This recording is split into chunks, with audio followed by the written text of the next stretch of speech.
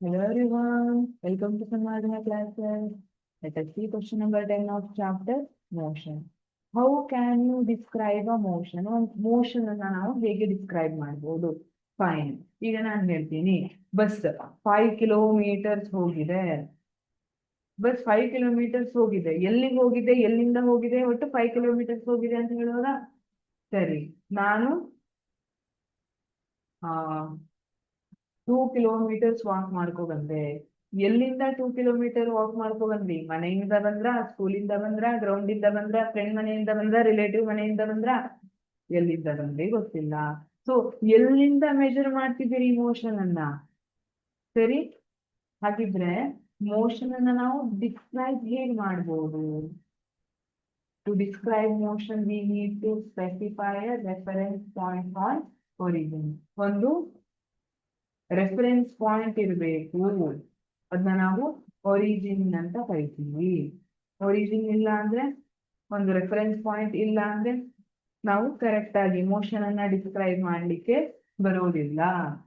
ಸರಿನಾ? ಈಗ ಎಕ್ಸಾಂಪಲ್ ಅನ್ನ ಕೊಟ್ಟನಲ್ಲ, ಈಗ ಅಥ್ಲೀಟ್ ಎಕ್ಸಾಂಪಲ್ ಅನ್ನ ತಗೊಳ್ಳಿ.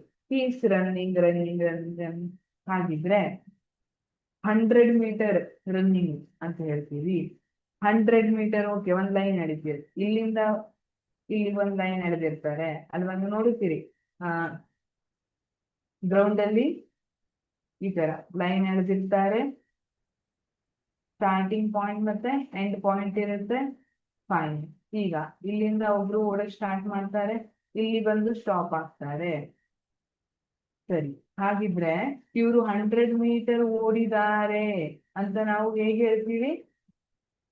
ಇಲ್ಲಿ ಸ್ಟಾರ್ಟಿಂಗ್ ಪಾಯಿಂಟ್ ಇಂದ ಅವರು 100 ಮೀಟರ್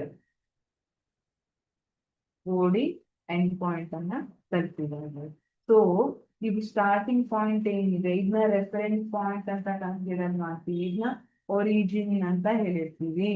ಸೊ ನಾನು ವಾಕ್ ಮಾಡ್ಕೊಂಡು ಹೋದೆ, 2 ಕಿಲೋಮೀಟರ್ ವಾಕ್ ಮಾಡ್ಕೊಂಡು ಹೋದೆ ಅಂತ ಹೇಳಿದ್ರೆ, ಎಲ್ಲಿಂದ ವಾಕ್ ಮಾಡ್ಕೊಂಡು ಹೋದ್ರಿ? What is your reference point?